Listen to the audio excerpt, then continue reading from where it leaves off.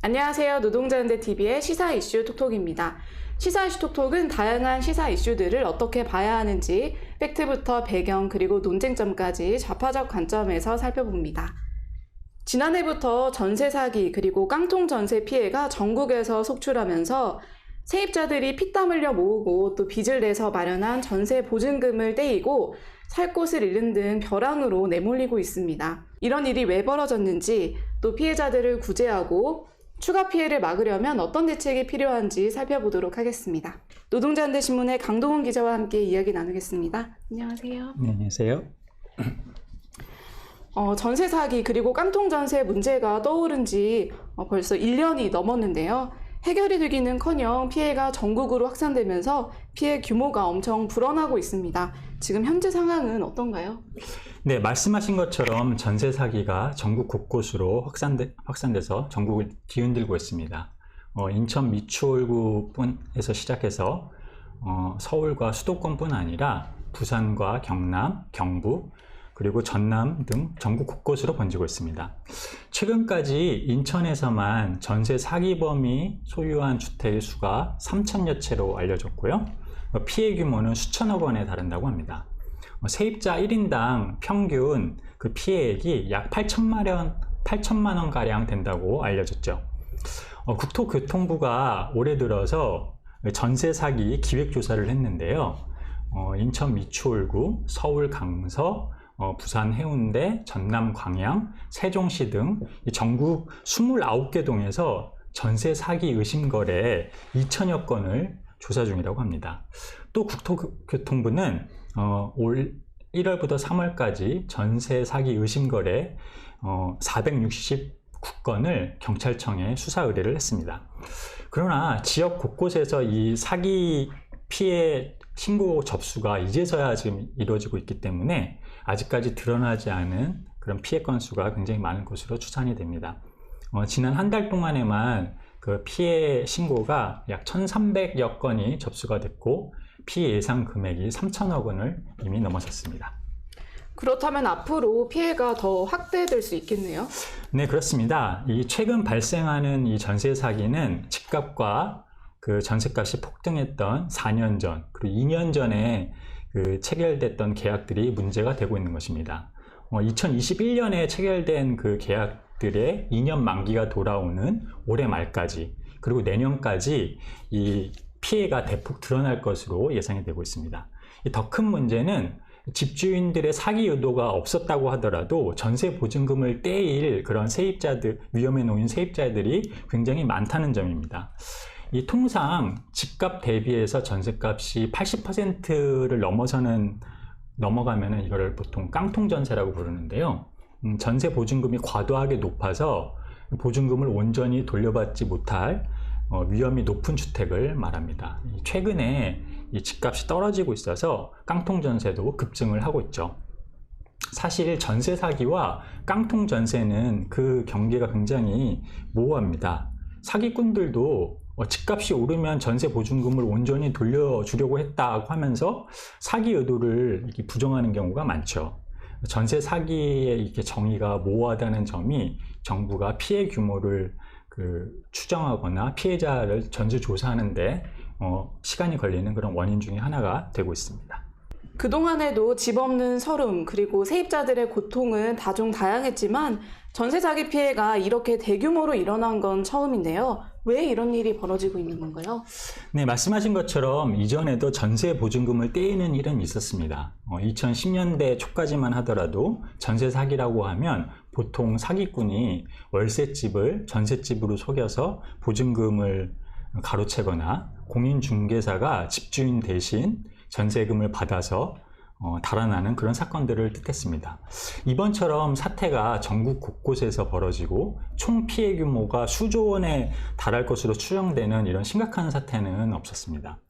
사실 이 전세 사기가 급증하게 하는 이런 초유의 사태가 벌어진 것은 지난 몇 년간 소위 갭 투자 혹은 갭 투기라고 불린 그런 광풍이 벌어지면서 그 여파로 깡통 전세가 급증했기 때문입니다. 갭 투자는 이 집값과 전세값의 차익이 적은 그런 집을 골라서 전세를 끼고 주택을 구입을 해서 그 시세 차익을 노리는 투자를 말합니다. 2020년 즈음부터 2022년까지 집값과 전셋값은 급등하고, 그리고 금리는 0%대로 떨어졌을 때 이렇게 갭 투자를 이용을 해서 주택을 수백 채 구입했다는 그런 사례들이 많이 회자가 됐었죠. 국토연구원의 보고를 보면 2019년 6월부터 2017년 9월부터 2022년 6월까지 세입자 보증금을 계승하는 방식, 그러니까 갭 투자 방식으로 매입된 주택이 73만 3천 채나 된다고 합니다.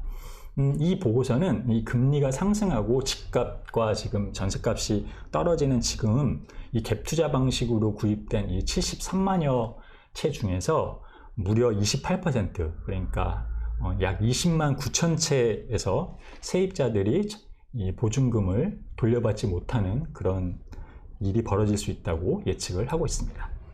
그런데 갭 투자의 그런 문제점은 예측할 수 있었던 문제 아닌가요? 그렇습니다. 갭 투자 자체가 이미 전세 사기와 전세 보증금 사고를 일으킬 수 있는 요소를 이미 포함하고 있습니다. 집값 하락기 때에는 임차인들의 보증금까지 앗아갈 수 있는 것이니까요. 누구나 예상할 수가 있는 것이죠. 그런데 정부는 이런 갭 투자의 위험성을 훤히 알고 있었을 텐데도 대책을 전혀 마련하지 않았습니다.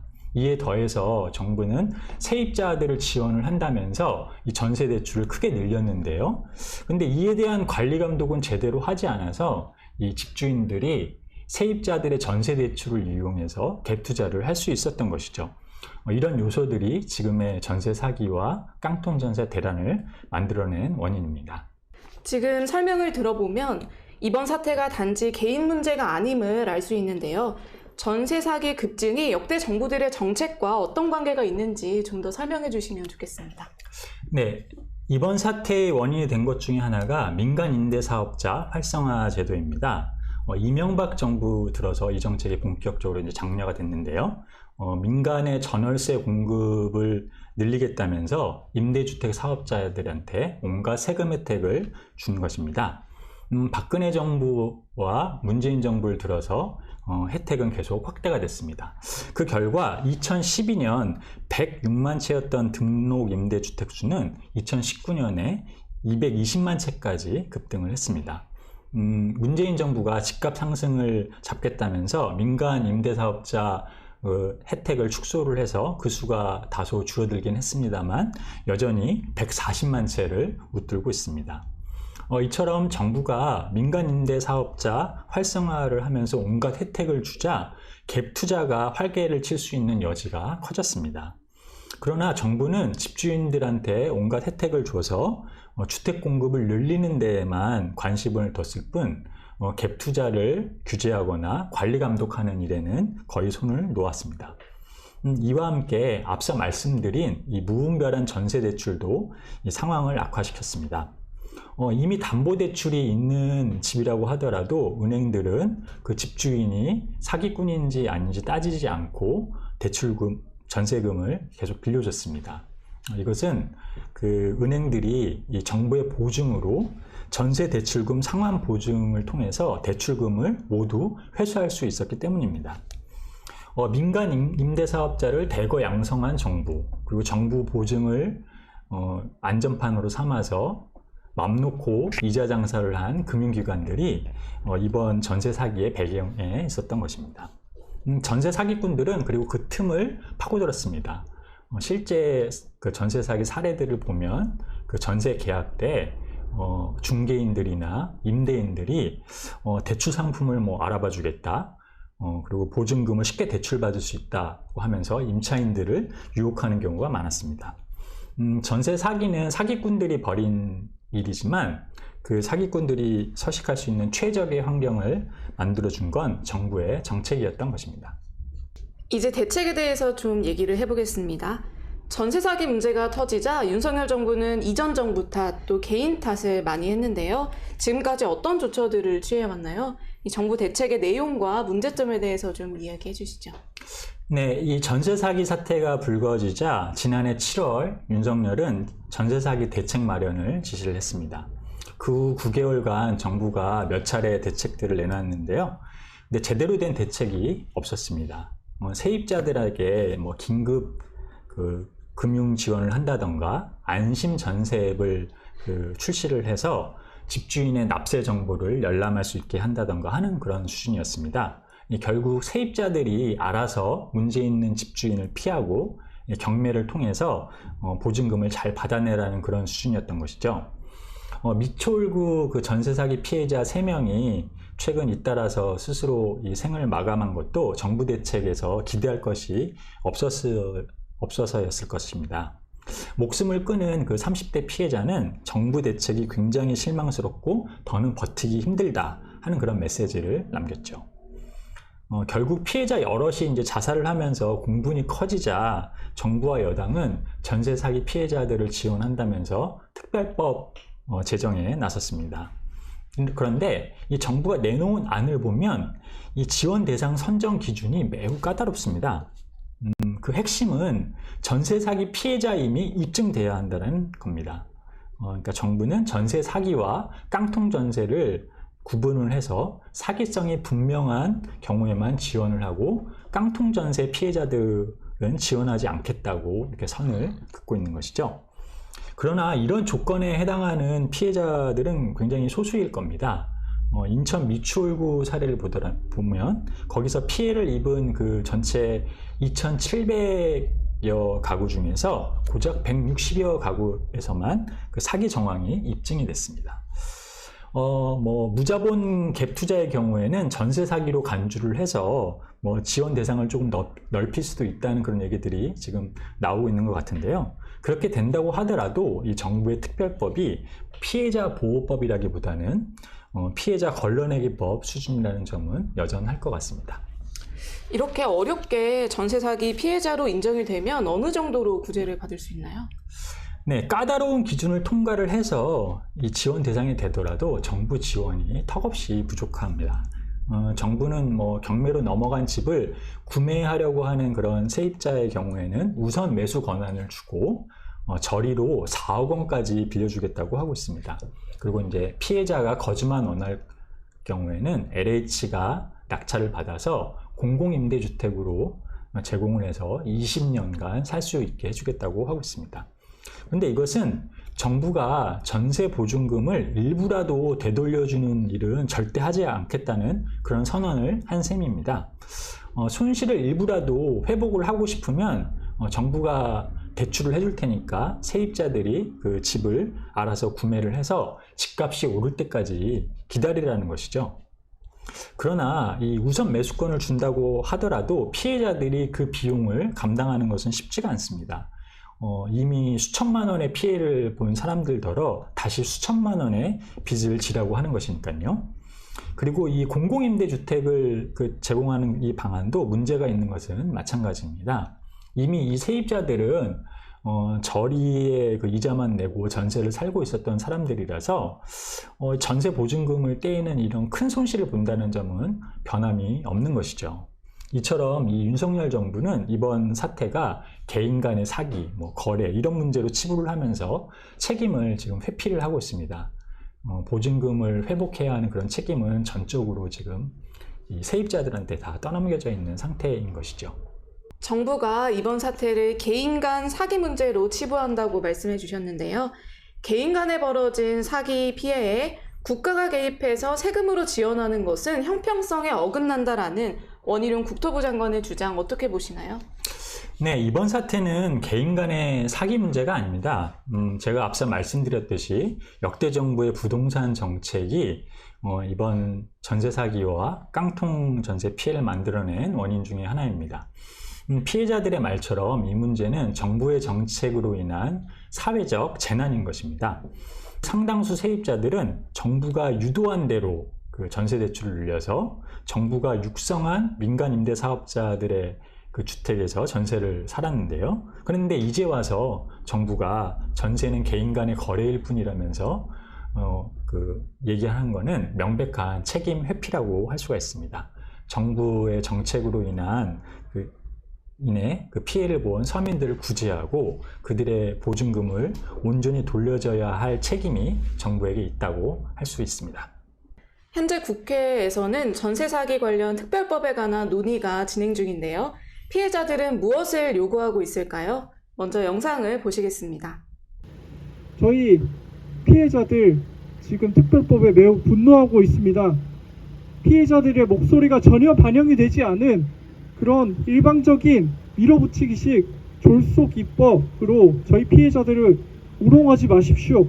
저는 9살 아이를 혼자 키우는 한부모 가정입니다. 홀로 아이를 키우며 감당하기에는 너무도 벅찹니다. 제가 바라는 건 단순한 지원이 아니라 피해자로 인정받고 이 지옥으로부터 벗어나는 것입니다. 제발 단순히 보증 금액을 기준으로 피해자를 나누지 마시고 정부의 도움이 절실한 피해자인지 아닌지를 판단해 주세요. 전세 사기 피해자들의 얘기를 들어봤는데요. 국회에서는 피해자 지원에 관해 어떤 논의가 되고 있는지 이제 이야기를 해보겠습니다. 민주당의 입장은 무엇인지, 또 정의당과 진보당 등 좌파 측에서 내놓는 대안은 어떤 것인지 좀 이야기를 해주시죠. 네, 민주당과 정의당 등은 이 정부 여당의 특별법에 반대하면서 이른바 선구제 후회수 방안을 내놓았습니다. 피해자들의 전세 보증금 채권을 정부가 구입을 해서 먼저 전세금의 일부를 보상을 해주고 이후에 정부가 구상권을 청구를 해서 그 비용을 회수하자는 그런 방안입니다. 또 이 피해자 범위를 좀 넓혀서 전세 사기 피해자뿐만이 아니라 깡통 전세 피해자들도 지원 대상에 포함하자는 그런 의견입니다. 이는 정부 대책보다는 나은 안이죠. 그러나 보증금을 전액 보상하지 않는다는 그런 한계가 있었습니다. 민주당 조호섭 의원의 법안은 전세 보증금보다 먼저 줘야 하는 선순위 대출이 있는 경우에 이 선순위 대출을 감안을 해서 그 보증금 채권 가격을 정하도록 하고 있습니다. 선순위 대출이 많으면 세입자는 보증금을 한 푼도 돌려받지 못할 수 있는 겁니다. 그래서 정의당 심상정 의원은 정부가 매입하는 이 보증금 채권의 가격이 전세 보증금을 50%는 돌려줄 수 있을 정도가 돼야 한다는 그런 내용을 법안에 담았습니다.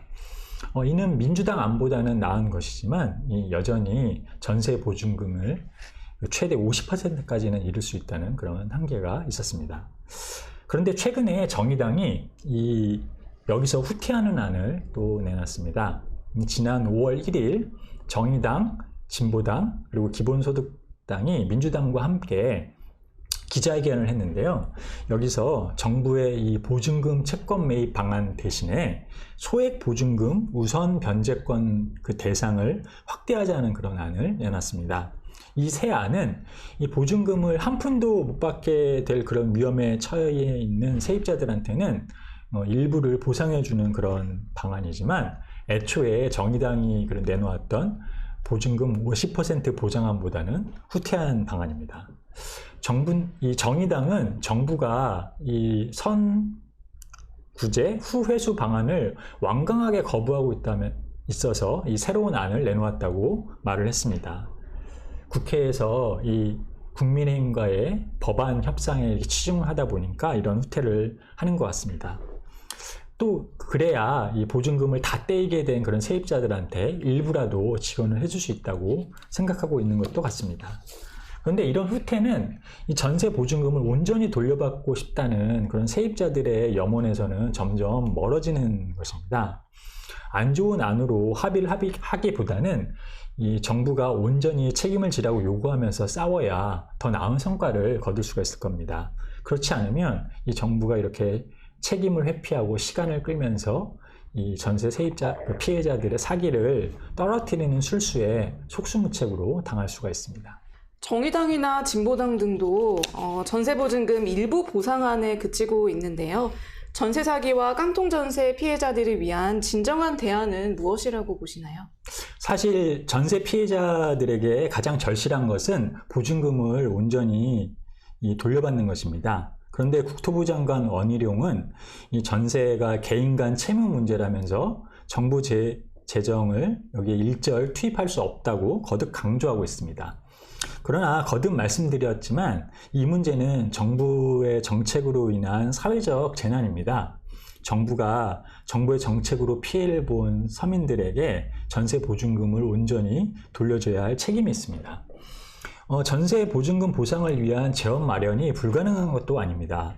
국토부 장관 원희룡은 모든 사기 피해는 평등하다 하고 말을 했는데요. 하지만 이는 거짓말입니다.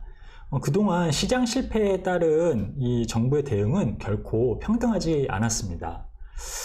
이미 정부는 기업들에게 여러 지원책을 내놨는데요.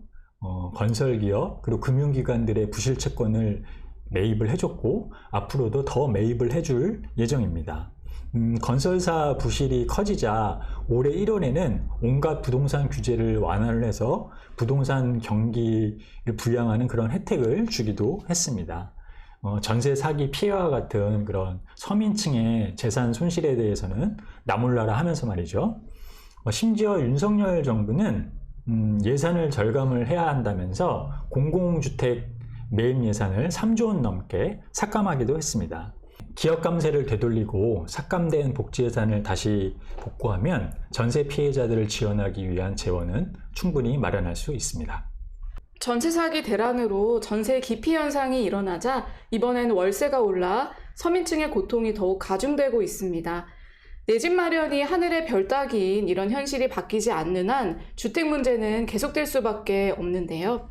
주택 문제 도대체 왜 이렇게 심각한 건가요? 네, 앞서 살펴본 것처럼 이번 전세 사기 대란은 집값과 전세값이 급등했다가 떨어지면서 발생했습니다.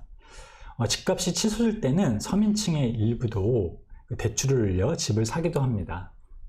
그러나 벼락거지를 면해보려고 집을 샀지만 금리가 오르고 집값이 떨어지면서 늘어난 대출 이자를 감당하기 힘들어 하우스 푸어가 되는 시기입니다. 또 상당수 서민들은 이번 집값 급등기에 전세 대출을 늘렸습니다. 오른 전세값을 대거나 월세보다는 대출 이자가 싸서 그런 선택을 한 것이죠.